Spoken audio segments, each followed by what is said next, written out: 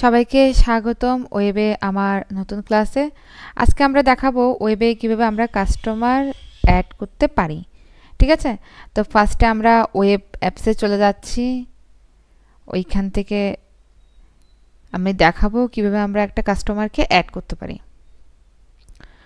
গত ক্লাসে আমি দেখিয়েছি কিভাবে ফ্রিতে খোলা যায়, ফ্রিতে এখানে ইনভয়েসও করা যায় সেটা দেখিয়েছি। আচ্ছা, এইখানে আমরা প্রত্যেকটা আইটেম সম্পর্কে আলোচনা করব ধীরে ধীরে। ফার্স্টে আমরা ক্রিয়েট নিউতে যে এখানে ট্রানজ্যাকশনে যদি ক্লিক করি দেখাচ্ছি আমি, আপনারা চাইলে ট্রানজ্যাকশন এখান থেকেও করতে পারেন, আবার অ্যাকাউন্টিংয়ে যে এইখান থেকেও ট্রানজ্যাকশনে আমরা যেতে পারি।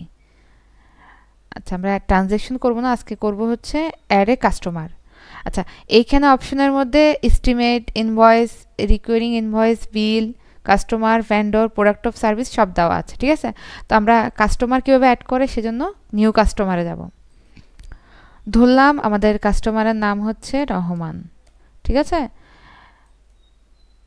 ওর আমি বিজনেস এখানে বলছি name of A business or person, তার ব্যবসা অথবা তার পার্সনের নাম দিতে বলছে। আচ্ছা, প্রাইমারি কন্ট্যাক্ট, তার যে প্রথম নাম ওটা দিতে বলছে।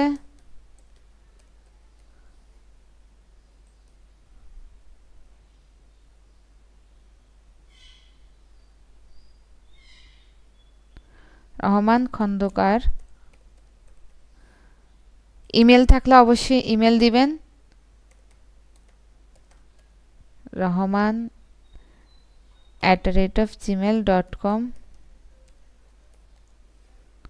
ফোন নাম্বার থাকলে অবশ্যই ফোন নাম্বার দিবেন। এরপর হচ্ছে অ্যাকাউন্ট নাম্বার, তার যে নাম্বারে আপনার সাথে লেনদেন করবে বা ব্যাংকে যে অ্যাকাউন্ট নাম্বার থাকবে ওটা দিবেন, ওয়েবসাইট দিবেন, নোট দিবেন। আচ্ছা, এটা হচ্ছে ইম্পর্টেন্ট। বিলিংয়ের মধ্যে আমি যদি তার সাথে বিলের কোনো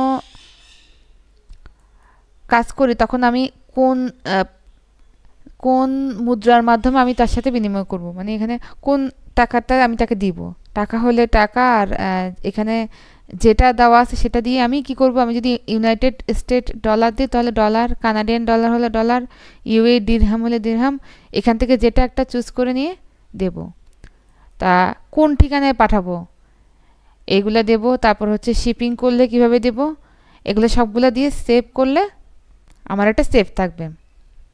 আচ্ছা, Rahman Khandakar, Gmail, US currency, আমি যতটুকু সেভ করেছি এতটুকু দেখালাম।